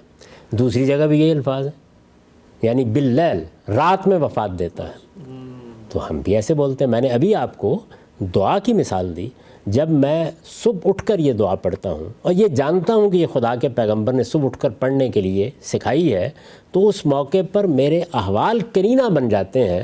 میں ہرگز اس کے یہ معنی نہیں لیتا کہ اللہ تعالیٰ نے مجھے زندہ کیا ہے، اس سے پہلے مار دیا تھا۔ یعنی وہاں ظاہر ہے کہ موت کا لفظ استعمال ہو رہا ہے رات کو سونے کے لیے، حیات کا لفظ استعمال ہو رہا ہے صبح اٹھنے کے لیے۔ الحمدللہ الذی احیانا بعد ما اماتنا والیہ النشور۔ تو وفات اور موت کے الفاظ مجازی طور پر نیند کے لیے استعمال ہوتے ہیں۔ یہ دنیا کی بہت سی زبانوں میں استعمال ہو جاتے ہیں، عربی زبان میں بھی استعمال ہوتے ہیں۔ تو میں پھر وہی بات عرض کروں گا کہ آپ جب کسی لفظ کے معنی بیان کرنا چاہتے ہیں تو آپ کو بتانا پڑے گا کہ اہل زبان اس کو کہاں استعمال کرتے ہیں۔ میں نے یہ قرآن مجید سے دسیوں مقامات آپ کے سامنے رکھ دی ہیں۔ دراز نفسی کی ہے، طول کلام بھی ہوا ہے، لیکن کیوں؟ اس لیے کہ ایک قرآن مجید کے اندر معروف استعمال ہے جس کو آپ اس کی جگہ سے ہٹا رہے ہیں، اس کے لیے قرینہ کیا ہے یہاں پہ؟ وہ قرائن جو آپ بیان فرما رہے ہیں، جو استاد امام نے بیان فرمائے ہیں، ان میں سے ایک ایک کے بارے میں عرض کروں گا کہ کیا غلطی لگی ہے۔ لیکن یہ نہیں ہو سکتا کہ آپ کسی لفظ کے معنی بیان کریں اور اس کے بعد یہ کہیں کہ اس لفظ کے یہ معنی میں پیدا کر رہا ہوں۔ اس کی حقیقت کو سامنے رکھ کے، اس لفظ کی حقیقت کو سامنے رکھ کے معنی پیدا کرنے کا آپ کا اختیار نہیں ہے۔ لفظ اہل زبان جس جس معنی میں استعمال کرتے ہیں ان کو سامنے رکھ کر لفظ کی حقیقت آپ بیان کر سکتے ہیں۔ یہ الٹ صورتحال ہے۔ وہ جو حقیقت بیان کی جاتی ہے وہ لفظ کے فہم کے لیے ہوتی ہے، وہ لفظ کے اندر اتارنے کے لیے ہوتی ہے۔ اس سے معنی میں کوئی تبدیلی نہیں آتی. یعنی لٹرل میننگ کیا تھا، آغاز کہاں سے ہوا اور کیا کیا اس کے آگے پھر استعمال. یہ میں نے کہا وہ فقہ اللغہ ہے. یعنی آپ کو یہ بتایا جاتا ہے کہ عربی زبان میں الفاظ کے اندر معنی کیسے پیدا ہوتے چلے گئے. تو چنانچہ بہت سے لوگوں نے یہ کارنامہ کیا کہ انہوں نے لفظ کی حقیقت کی بحث سامنے رکھی. وہ یہ نہیں جانتے تھے کہ یہ لسانیات کی بحث ہے، اور اس کے بعد کیا کیا، اپنی طرف سے لفظ کے ایک معنی بنا دیے. لفظ صلاۃ کے ساتھ یہ ہوا، لفظ زکوٰۃ کے ساتھ ہوا، قرآن مجید کی اصطلاحات کے ساتھ ہوا، حج کے ساتھ یہ معاملہ ہوا، ملائکہ کے لفظ کے ساتھ یہ معاملہ ہوا. یہ احداث فی اللغہ ہے. کوئی زبان آشنا شخص یہ جسارت نہیں کر سکتا. تو اس وجہ سے لفظ کے حقیقت کیا ہے، لفظ کے اندر وہ کیا چیز تھی جس نے سب معنی کا احاطہ کر لیا ہے، اس کو جاننا لسانیات کا موضوع ہے. لیکن لفظ کس معنی میں استعمال ہوا ہے، اس کے لیے آپ کو بتانا پڑے گا اہل زبان نے اس کو کہاں استعمال کیا ہے. اس استعمال کی مثال دیں گے تو آپ کی بات قابل اعتنا ہوگی. اور آپ کے سامنے ایک ماہر لغت نے اس کے استعمال کی مثالیں دے کے بتا دیا ہے کہ حق اس کا مفعول بنے گا تو یہ معنی ہوں گے، عدد اس کا مفعول بنے گا تو یہ معنی ہوں گے، اور اسی طرح سے جب اللہ فاعل ہوگا اور بندے اس کا مفعول ہوں گے تو وہ قبضہ روح کے معنی میں ہوگا. ٹھیک. ہم صاحب آخری بات اس نقطے کے پر یہ بتا دیجئے کہ جتنی آیتیں آپ نے یہاں پڑھی، کافی زیادہ آیتیں تھیں درجنوں، تو یہ قرآن مجید، ویسے تو اب ظاہری بات ہے سننے والے دیکھیں گے کہ علماء ان آیتوں میں توفیٰ کے لفظ کا معنی کیا کریں، لیکن آپ کی علم کی حد تک وہاں پر کیا علماء کرام بھی موت کا معنی کر رہے ہیں باقی جگہوں پہ؟ ایک جگہ بھی اس سے مختلف معنی نہ ہو سکتے ہیں، نہ کسی نے آج تک کیے. اچھا، کیونکہ وہ تو معنی ہی بدل جائے گا. فرشتے موت دیتے ہیں تو کیا مطلب فرشتے کسی جگہ کوئی کرنے کی جسارت نہیں کر سکتا. کوئی ترجمہ اٹھا لیجیے، یعنی بریلوی علماء کا ترجمہ، دیوبندی علماء کا ترجمہ، مولانا سید ابو اللہ صاحب مودودی کا ترجمہ، یہ سب کے سب لوگ مانتے ہیں. نزول مسیح کو بھی مانتے ہیں، رفع مسیح کو بھی مانتے ہیں. لیکن کسی ایک مقام پر بھی یہ لفظ میں نے آپ کو بتایا نا کہاں کہاں استعمال ہوا ہے. کیا کسی نے اخذ بالتمام کا مطلب کیا ہے؟ کیا کسی نے پورا کا پورا لے لینے کا مطلب کیا ہے؟ پورا کا پورا لے لینا اس لفظ کی حقیقت ہے، یہ اس کے معنی نہیں ہے. معنی کب متعین ہوں گے؟ جب آپ اس کے ساتھ اس کا فاعل لائیں گے، اس کا مفعول لائیں گے، پھر بتائیں گے کہ دیکھیے اہل زبان اس لفظ کو اس طرح استعمال کرتے ہیں. یہ طریقہ ہے. یہی بات ہے جس کے بارے میں نے پرویز صاحب کے طریقے پر تبصرہ کرتے ہوئے آپ کو بتایا تھا. خود استاد امام نے کہا کہ انہیں عربی زبان اپنے گھر میں بیٹھ کے بنائی ہے. وہ کیا چیز ہے جو بنائی ہے؟ وہ یہ ہے کہ لفظ کی حقیقت جو اہل لغت بیان کرتے ہیں اس کو سامنے رکھ کر لفظ میں نئے معنی پیدا کر دیے. یہ جسارت آپ نہیں کر سکتے.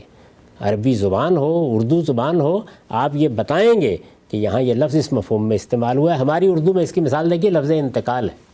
انتقال کی حقیقت کیا ہے؟ ایک جگہ سے دوسری جگہ جانا.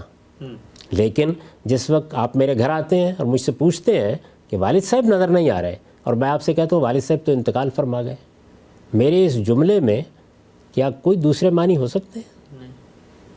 حالانکہ انتقال کا لفظ اور منتقل ہونے کا لفظ دوسرے مفہوم میں بھی استعمال ہوتا ہے اردو زبان میں. اگر میں اس کو استعمال کرنا چاہوں تو مجھے قرینہ لانا پڑے گا. وہ کیا ہوگا؟ میں یہ کہوں گا کہ والد صاحب تو ملتان سے لاہور انتقال فرما گئے ہیں، اور یہ تاریخ کا جملہ یا طنز کا جملہ یا تفنن طبع کا جملہ سمجھا جائے گا. پھر بھی میں لفظ کو ایسے استعمال نہیں کر سکتا. تو اصل چیز یہ ہے کہ زبان کو بولتے وقت لفظ کس مفہوم میں استعمال کیا جاتا ہے. غالب نے کس معنی میں استعمال کیا، میر نے کس معنی میں استعمال کیا، میر امن نے کس معنی میں استعمال کیا، حالی اور شبلی نے کس معنی میں استعمال کیا. اہل زبان کے استعمالات ہوتے ہیں، یا جو معروف لغت ہوتا ہے تو ہر شخص اس کو استعمال کر رہا ہوتا ہے. ہماری اردو میں بھی ایسے ہی ہے. تو آپ لفظ انتقال کو وفات دینے کے معنی میں یا وفات پانی کے معنی میں استعمال کرتے ہیں نا، اردو زبان کا عام لفظ ہے. لیکن آپ جس وقت جملہ بولتے ہیں تو اگر آپ حقیقت کی طرف لوٹانا چاہیں گے اس کو، یا دوسرے معنی کی طرف لے جانا چاہیں گے، تو آپ کو قرینہ پیدا کر. ٹھیک. چنانچہ دیکھیے قرآن مجید نے جب اس کو نیند کے لیے استعمال کیا ہے تو فی منامی حق، تو دونوں جگہ وہ قرینہ پیدا کیا ہے جس کے بعد وہ اس معنی میں استعمال ہوا ہے. یہ کوئی طریقہ نہیں ہوتا کہ آپ لغت کو اٹھائیں اور اٹھا کر وہاں سے ایک حقیقی معنی نکالیں. تو وہ حقیقی معنی کی آپ کو مثال دینی پڑے گی کہ اس میں استعمال ہوتا ہے یا نہیں ہوتا. تو میں پوری ذمہ داری کے ساتھ یہ کہتا ہوں کہ اس لفظ کا فاعل جب اللہ تعالیٰ ہوتا ہے اور اس کا مفعول جب انسان اور اس کے بندے ہوتے ہیں تو یہ وفات دینے کے سوا، قبض روح کے سوا کسی مفہوم میں استعمال نہیں ہوتا. ٹھیک. ہم سب بڑی آپ نے خوبصورتی سے، بڑی تفصیل سے وضاحت کی اس لفظ کی کہ اس لفظ کے استعمالات کیا ہیں اور استعمال ہی ہے، اور استعمال کس کے ساتھ ہو رہا ہے وہی طے کرے گا کہ لفظ کا معروف معنی کیا ہے۔ بڑھتے ہیں آگے اور خاتمے کی طرف، آج کی نشست کا وقت بھی زیادہ ہو رہا ہے۔ میں ایک ایک کر کے پڑھ تو میں نے دیا تھا، خلاصہ رکھ دیتا ہوں۔ استاد امام آپ کے لکھتے ہیں کہ موت کا معنی توفیٰ سے، لوگ بھول گئے ہوں گے، آپ دوبارہ پڑھ دیں۔ میں دوبارہ پڑھ دیتا ہوں جی۔ ابھی تو میں نے صرف جو معنی کیے گئے اخذ بالتمام کے پورا لے لینا، اس پر تبصرہ کیا ہے کہ وہ لفظ کی حقیقت ہے، لفظ کے معنی نہیں ہے، اور لفظ اپنی حقیقت میں کبھی استعمال نہیں ہوتا، کوئی لفظ بھی استعمال نہیں ہوتا۔ یہ حقیقت تو اصل میں ماہرین لسانیات کی دریافت ہوتی ہے، اور کچھ بھی نہیں ہوتا۔ اہل زبان کبھی اس کو استعمال نہیں کر رہے ہوتے، وہ جس مفہوم میں استعمال کرتے ہیں اس کی نظیر دینی پڑے گی، اس کو ثابت کرنا پڑے گا، اس کے بعد آپ کہہ سکتے ہیں کہ یہ لفظ یہاں اس معنی میں استعمال ہوا ہے۔ لیکن اب جو قرائن ہے، بتائیے مجھے۔ ٹھیک ہے، ہم سب ابھی جو آپ نے بات فرمائی اس پہ ایک چیز ذہن میں آئی۔ ہم اردو میں جب زمین کے بارے میں کہتے ہیں، ہمارے یہاں گاؤں دیہاتوں میں جب وہ کرتے ہیں خرید فروخت، تو کہتے ہیں ہم زمین کا انتقال کروانے جا رہے ہیں۔ اب زمین کے انتقال میں جو معنی پیدا ہو رہا ہے، تو کوئی شخص اٹھ کے کہے کہ زمین کے انتقال کا معنی ہوتا ہے زمین منتقل کرنا، تو اب انتقال کا معنی ہر جگہ پہ منتقل کرنے لیا جائے گا۔ بہت اچھی مثال آپ نے دی، یہی میں بتانے کی کوشش کر رہا ہوں کہ یہ دیکھیے لفظ میں وہ قرینہ آئے گا، زمین کے لیے جب وہ استعمال ہوگا تو اس کا مطلب ہوگا ملکیت کی دستاویز میں تبدیلی کرنا۔ آپ اس معنی کو وہاں سے اٹھائے کہ دیکھیے جی یہ تو استعمال ہوتا ہے اور انسانوں کے لیے کر دیں، تو نہ ہماری اردو اس کی اجازت دیتی ہے، نہ انگریزی زبان اس کی اجازت دیتی ہے، نہ عربی زبان اس کی اجازت دیتی ہے۔ اگر آپ یہ کام کریں گے تو میں پھر بار بار عرض کر رہا ہوں کہ آپ ایک زبان میں بدعت ایجاد کریں گے، یہ بڑا گناہ ہے کہ آپ یہ معاملہ کریں۔ تاہم غلطی بڑے سے بڑے آدمی کو بھی لگ سکتی ہے، علوم فنون کے اطلاق میں غلطیاں لگتی ہیں۔ استاذ امام کا مرتبہ اتنا غیر معمولی ہے کہ یہ زبان کا ذوق کیا ہوتا ہے، لفظ کو سمجھا کیسے جاتا ہے، جملے کی تالیف کیا ہوتی ہے، قرآن کا اسٹائل کیا ہے، یہ سب میں نے انہی سے سیکھا ہے، انہی کا فیضان ہے۔ ان سے جو کچھ سیکھا ہے ان کی بات پر بھی اسی کا اطلاق کر رہا ہوں۔ ٹھیک، ہم سب یہ لکھتے ہیں کہ قرائن جو اس بات کے خلاف ہیں کہ اس کے معنی موت دینے کے لیے لیے جائیں، جو توفیٰ کا لفظ استعمال ہوا ہے یہاں پہ۔ پہلا لکھتے ہیں ایک یہ کہ موقع اللہ تعالیٰ کی طرف سے سیدنا مسیح علیہ السلام اور ان کے ساتھیوں کے لیے بشارت اور وعدہ نصرت کا ہے۔ جملہ رسولوں کی سرگزشتیں اس امر کی شاہد ہیں کہ جب ان کی قوموں نے ان کے قتل کا ارادہ کیا تو اللہ تعالیٰ نے ان کو اپنی حفاظت و نصرت کی بشارت دی۔ یہاں بھی آیت پر نگاہ ڈالیے تو معلوم ہوگا کہ پوری آیت بشارت اور وعدہ نصرت ہی کی ہے۔ اس سیاق و سباق میں آخر یہ کہنے کا کیا محل ہے کہ میں تمہیں موت دینے والا ہوں؟ یہ تو وہی چیز ہوتی ہے جس کے خواہاں یہود تھے، فرق صرف ذریعے کا ہوتا کہ موت یہود کے ہاتھوں نہیں بلکہ قدرت کے ہاتھوں واقع ہوتی۔ اس لیے کہ استاد امام کی اس جانب توجہ نہیں ہوئی کہ رافع و الیہ کا مطلب کیا ہے۔ یعنی اگر یہ توجہ ہو جاتی کہ رافع و الیہ جب متوفی کا کے بعد آئے گا تو اس کا مطلب ہے جس میں اثر کو اللہ تعالیٰ اٹھا لے جائیں گے، تو بشارت تو ہو گئی۔ اب بشارت ہو گئی، یعنی ہاتھ نہیں لگانے دیا، کوئی نقصان نہیں پہنچا سکے۔ رہی یہ بات کہ کیا رسولوں کو وفات نہیں دی جاتی، یہ بات تو تذکرہ قرآن مجید میں بیان ہوئی ہے۔ ابھی میں نے آپ کے سامنے آیتیں رکھی ہیں، خود رسول اللہ کے بارے میں اللہ تعالیٰ نے فرمایا ہے کہ امن اور ینک بعض الذی نعدہم ونتوفینک، اور یہ مضمون 3-4 جگہوں پر آیا ہے کہ ہم دو میں سے ایک معاملہ کریں گے، یا تمہارے سامنے وہ سب کچھ لے آئیں گے جس کا ہم وعدہ کر رہے ہیں، جس کی وعید سنا رہے ہیں، اور یا وفات دیں گے تمہیں۔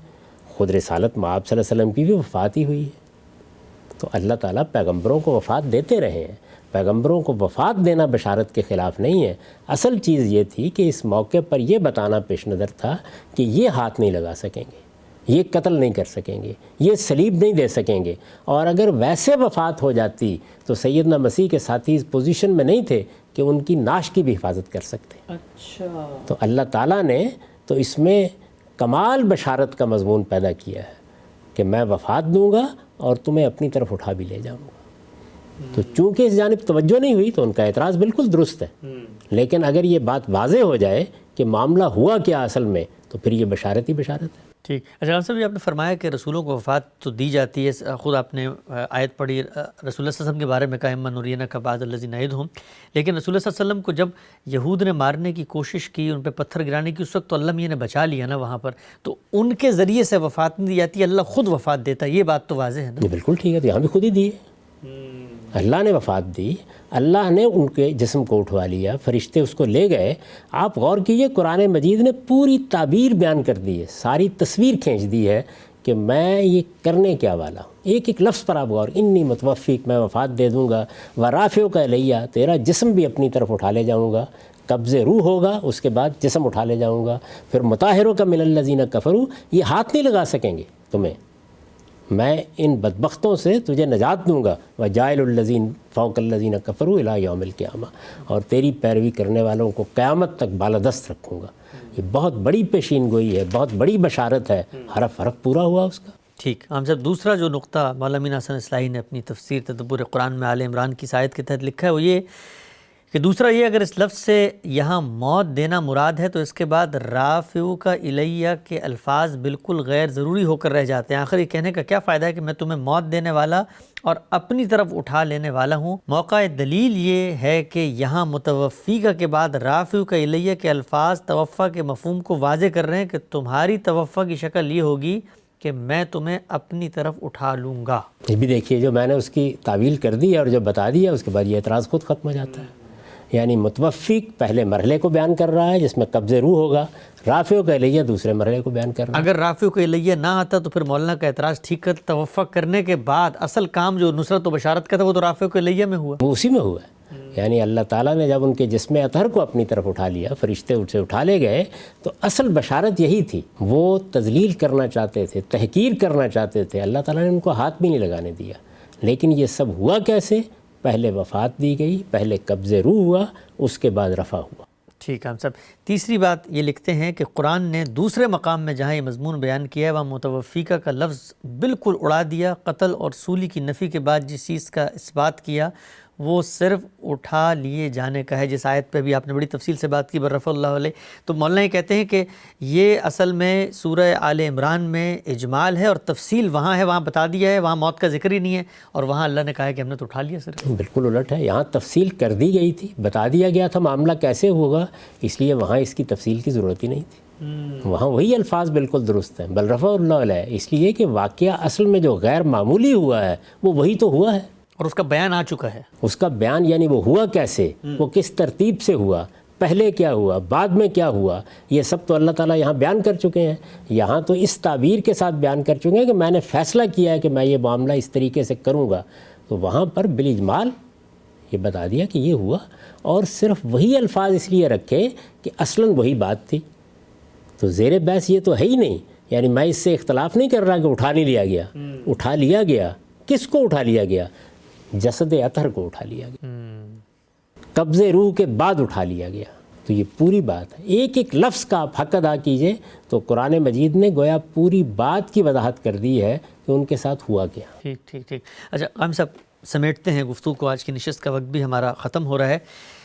یہ جو میں نے آپ کے سامنے آج پہلی آیت رکھی، اور بھی کئی آیات ہیں جن کے بارے میں ہمارے علماء کرام کا یہ کہنا ہے کہ بالکل بلو پرنٹس مل چکے ہیں سیدنا مسیح کے آنے کی ان آیات میں.